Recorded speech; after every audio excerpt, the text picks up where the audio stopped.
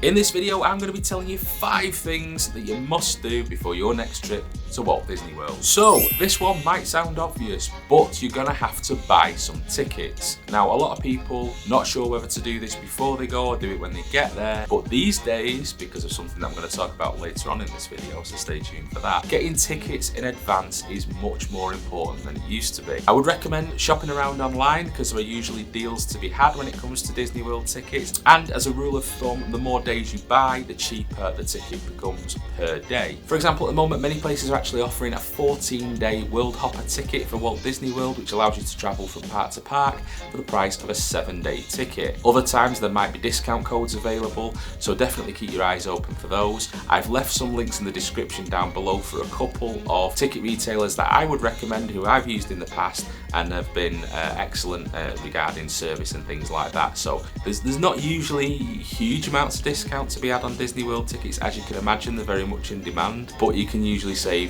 a few pounds here or there by shopping around. So get yourself your Disney tickets. Leading on from that is the thing I alluded to earlier, which is book your park days or make your park day reservations. For those of you watching this who don't know, and there's a good chance that you don't know, at the moment you cannot simply buy a ticket. That was very Boromir, wasn't it? You cannot buy a ticket to Walt Disney World and just turn up on the day and get into the parks. This is why I was saying earlier in the video, getting your tickets beforehand is much more important now, because what you must do is link them to the My Disney Experience app and then go ahead and book in for the days that you would like to visit each park. So for example, just off the top of my head, on the 1st of September you'd like to go to Magic Kingdom. What you would do is you would check the availability calendar on the My Disney Experience app. If the calendar day, the 1st of September, was green, that means that all of the parks are available that day, so no problem, book in for Magic Kingdom and you're good to go. If that was amber, however, or yellow, it might mean that some of those parks are not available. So you could check in the list below and it would show that, say, Magic Kingdom and Hollywood Studios were not available, but Animal Kingdom and Epcot were, and so you could book one of those parks instead. The reason I say book one of those parks instead is because after 2 p.m, you can then hop over to your park of choice, which was Magic Kingdom, even though it was saying there was no availability. But, very important this, you must have entered your original choice park by going through the touch points before you hop over to the other park. So even if, let's say, you book a day at Animal Kingdom, you would have to enter Animal Kingdom and then immediately leave after 2 p.m. So you could enter Animal Kingdom at 1:59, walk in, use your ticket, enter the park, and then turn around and leave and go straight over to Magic Kingdom and you'll be able to go in. But if you book Animal Kingdom and you don't go and then try to go to Magic Kingdom, they're not going to let you in. It's a little bit confusing, take some time to get familiar with it. Once you've got your tickets, get your days booked in. I wouldn't stress too much about it, just get some days booked, because once your days are booked in, you can go ahead and you can hop around as much as you like, providing of course that you've got a hopper ticket. Many of the multi-day tickets are hopper tickets, but do make sure that you've actually got that facility available to you. Okay, another thing you might want to consider along the lines of tickets is if you would like a magic band. Now, what is a magic band, you might be asking yourself? And magic bands are effectively little bracelets that you wear, and you can have styled in various, you can get them in plain colours, or you can have them tailored to your favourite rides, Haunted Mansion, Star Wars, things like that. And basically they have a little chip inside of them which allows you to enter the park without having to keep fumbling around getting an actual physical ticket out. You can have it linked to your My Disney Experience app, and you just use the magic band like off your wrist, like a watch, and just touch it to the touch points to get in.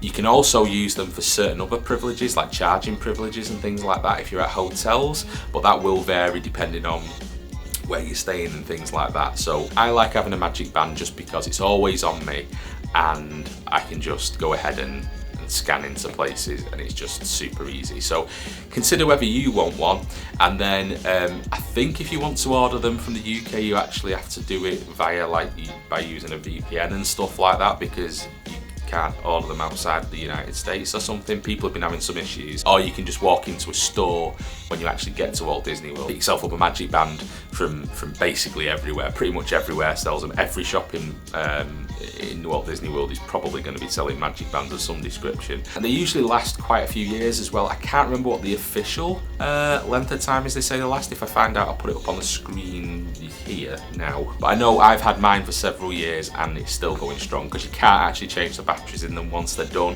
It's time for a new magic band. But yeah, do consider if you want a magic band. Next thing that you need to be considering is, do you want to do any of the character dining or anything like that? Because if you do, you're going to need to get that booked like pronto. You can book character dining or any kind of dining reservation for that matter. I'm saying character dining, but any kind of dining. So if you've seen, for example, Be Our Guest at Magic Kingdom and thought that looks like awesome, you can book in there up to 60 days before you visit. You cannot book in any sooner than that, but places book up super quickly. You've got to be kind of Johnny on the spot, ready to book your reservation when they come up. Similarly, things like if you want to build a lightsaber at Galaxy's Edge, same kind of deal. 60 days out, you can try and book in and get a slot, build a droid, things like that. They're all super popular, they fill up mega fast, but you can't do it any sooner than 60 days before you visit. It used to be 180 days, but they've changed it recently and now it's 60 days. So if you want to go to some of the restaurants or you want to go to a particular experience, you definitely want to be getting that booked well in advance. Okay, and this one is kind of a big one, and it's kind of a new one as well, and that is, consider if you might want to take advantage of the new Genie and Genie Plus services. It's actually 3 parts to this. There's Genie, there's Genie Plus, and there's Genie Plus individual lightning lanes. I'm not going to get into that too much now. That is a whole video on its own, coming up soon on this channel, so stay tuned by the way. For those of you who don't know, Genie Plus was brought in to replace the old FastPass Plus system, and for those of you who don't know what a FastPass Plus is, FastPass Plus would allow you to skip the regular lines, or at least reduce the amount of time you waited for a ride, and you would book it via the app and you'd pick, say, Pirates of the Caribbean, and then give you a return time, and you'd come back and you'd wait less time and you'd get on the ride, and it was free.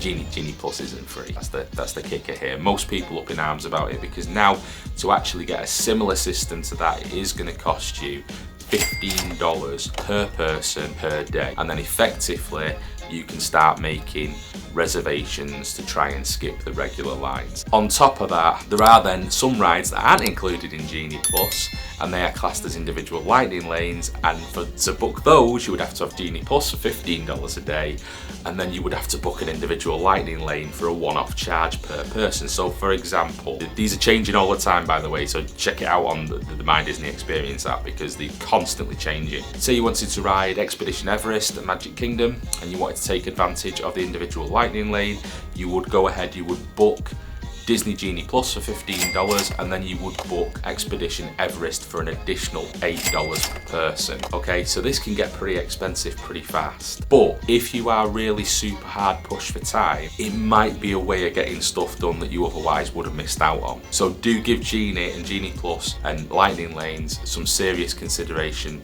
before you go. Well, now you know 5 things that I'd recommend you do before your next trip to Disney World. And talking of recommendations, YouTube think you'll like this video here.